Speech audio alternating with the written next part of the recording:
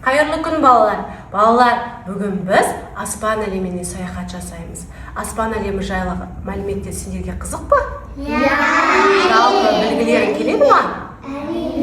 Олай болса, сендердің қызығушылықтарыңа қарай мен мына экраннан бейне материалды қосатын боламын. Барлығымыз мұқият тыңдаймыз. Жарай ма? Сәлем достар, мен ғарышкермін. Бүгін бізбен бірге қане ғарыш әлеміне саяхат жасайық. Бұл күн.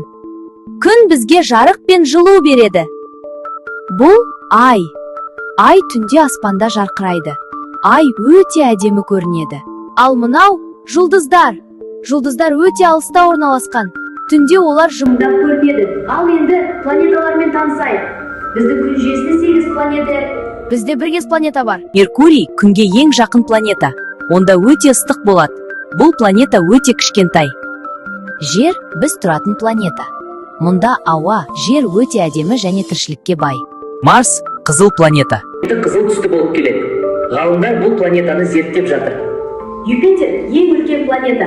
Ол өте алып және күшті дауылдары бар. Онда үлкен қызыл дақ бар. Сатурн сақинасы бар планета. Оның сақиналары өте әдемі. Сатурн алыстан ерекше көрінеді. Уран мұзды алып планета. Ол көгілдір түсті болып көрінеді. Бұл планета өте суық. Нептун ең алыс планета. Онда өте қатты жел соғады. Бұл планетада өте суық. Ғарыш өте қызықты әлем.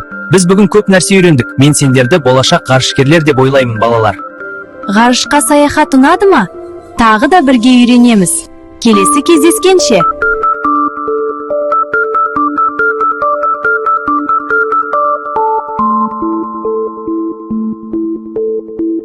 Балалар, жалпы аспан әлемі жайлы біз өзімізге қажетті мәліметтерді ала алдық па? Аспан әлемінде нелер болады екен? Ай болады, дұрыс айтасыңдар. Күн болады. Қанша планета бар екен аспан әлемінде? 8 планета. Қандай? Нептун, жер, күн, Марс, Юпитер, Уран. Дұрыс айтасың, жер. Балалар, біз қай планетада өмір сүріп жатыр екенбіз? Жер планетасында өмір сүріп жатырмыз, балалар? Сендерге аспан әлемінің, яғни тыныс тіршілігі қызық екенін байқадым, Енді біз барлығымыз осы аспан әлеміне қатысты түрлі ойын әрекеттеріне баратын боламыз. Балалар, біз жаңа аспан әлемін бейне материалдарын назар аударып көрдік, Ал енді қазір тікелей ғарыш аяғына саяхат жасаймыз. Барлығымыз аспанға қараймыз. Көріп тұрмыз ба? Не көріп Не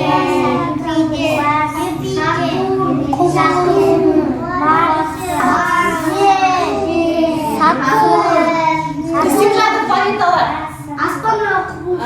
Құбылыстар не істеп жатыр? Қозғалып жатыр, айналып жатыр екен, Біздің 8 планетамыздың барлығын көріп тұрмыз ба? Балалар, біз аспан әлемі жайлы барлық мәліметтерді ала алдық, Ал енді күн қай уақытта шығады екен? Күн таңертеңгі уақытта шығады. Ал ай қай уақытта шығады екен, балалар? Даниэл жауап бере ғой. Ай түнде шығады. Түнгі уақытта шығады. Балалар, бұл жерде ненің бейнесін көріп тұрмыз? Аспан әлемі. Дұрыс айтасың. Аспан әлемінде бізде бірнеше планеталар бар, Яғни ол планеталар нені айналып жүреді? Күнді айналып жүреді, дұрыс айтасың. Біздің күнімізді айналып жүреді. Қазір осы күннің айналасына біздің осы аспан әлеміндегі 8 планетамызды орналастырып шығамыз, Кімде бар планеталар? Менде. Бірінші бастай қойсын. Мен қолымда Уран көп планета. Әкел орналастыра қойшы. Жарайсың. Юпитер планета. Ең үлкен планеталардың бірі, Юпитер? Жарайсың. Меркурий ең күнге жақын планета. Жарайсың, дұрыс айтасың. Мен қолымда Марс қызыл түсті планета. Жарайсың, мына жерге орналастыра қой.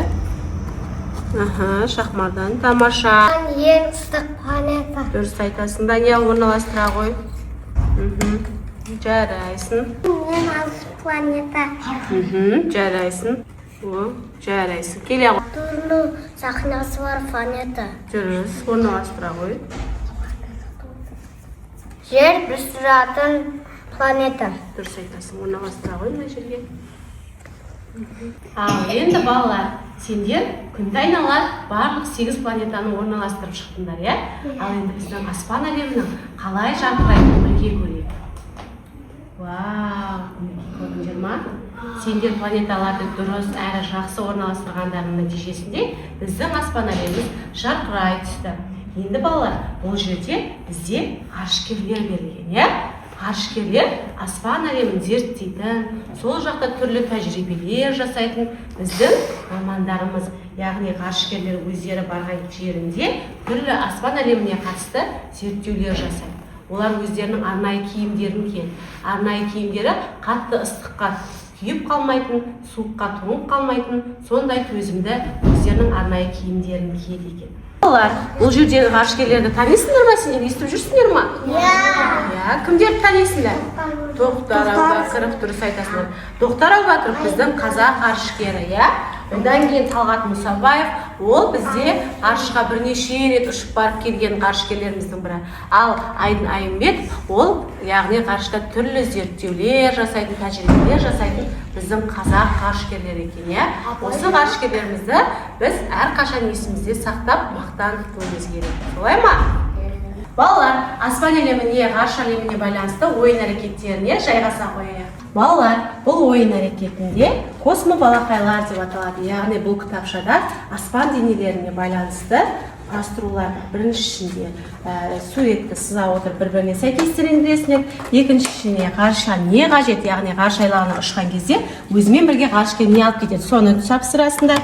Және де ғаламшардың жарты бөлігін жапсырып орналастырасыңдар. Аспан денелерінің бөліктерін жапсыра отырып, соңында біз нені айға жетеміз. Міне көрдіңдер ме балалар? Осылай өз ойын әрекетімізді жалғастырамыз. Ойын әрекет түсінікті ме балалар? Иә.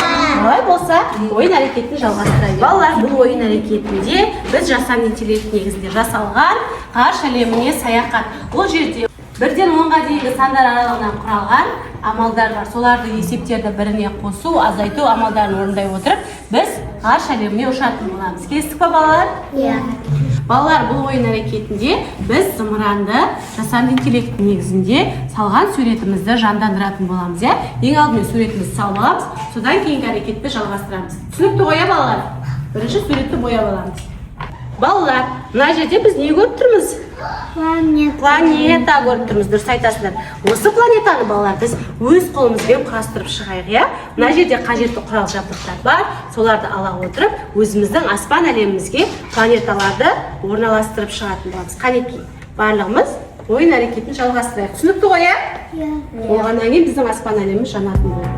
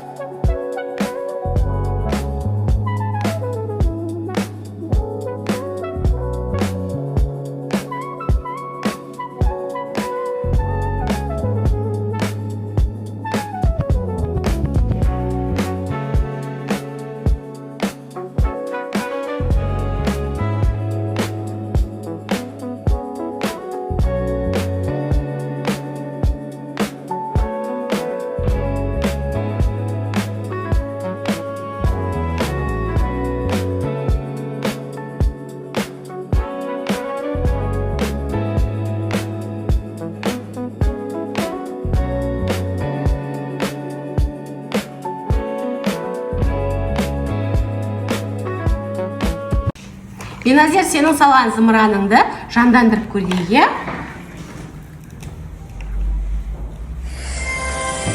Вау, қандай күшті. Көрдің бе?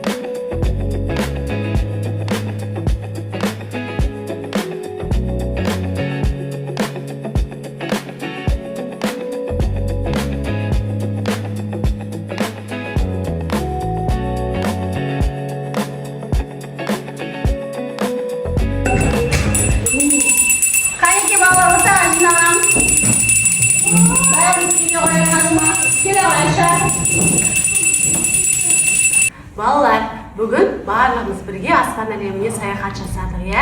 Ал енді саяхат барысында қай ойын алаңында қандай ойын әрекетін жасағанын айтып шықсын, иә? Бірінші мына жақта Даниял айта ғой. Компьютерден есеп шығардық. Ғарышымызды ұшырдық.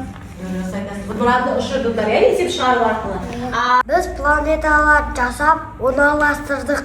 Және оны жандырдыңдар, иә? Иә. Жарайсың. Аспан әлемін орындастырып, соңындағайды жандырдық. Біз зымыранды бояп, ұшырдық. Жарайсыңдар, дұрыс айтасыңдар.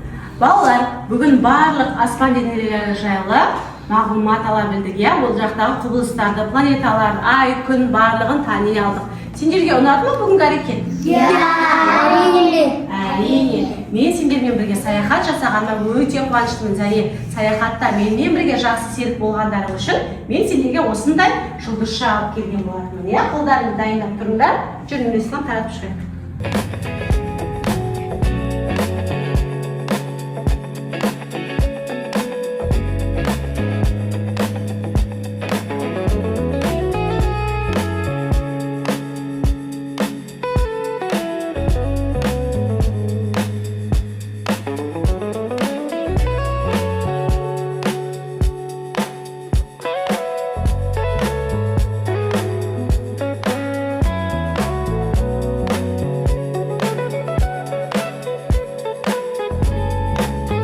Балалар, бүгін менімен бірге саяхатта болғандарыңа сендерге үлкен рахмет. Ендеше іс әрекетімізді аяқтайық.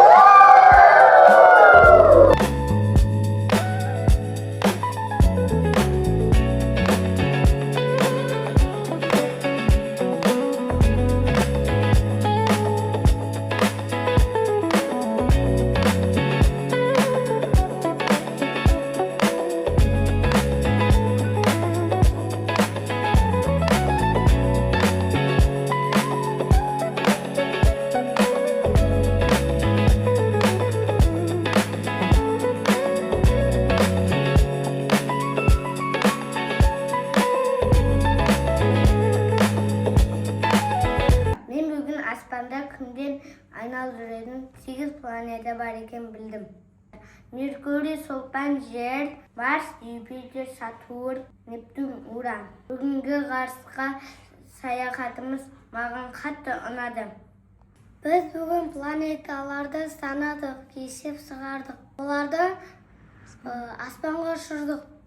Планеталар аспанда айналып жүреді, олар өте көп екен. Ғарышқа саяхат ұнады.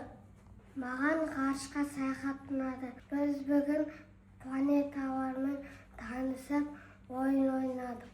Бүгін мен өзімді ғарышкер сияқты сезіндім. Біз бүгін зымыран суретін салып бояп, жасанның интернетімен аспанға ұшырдық.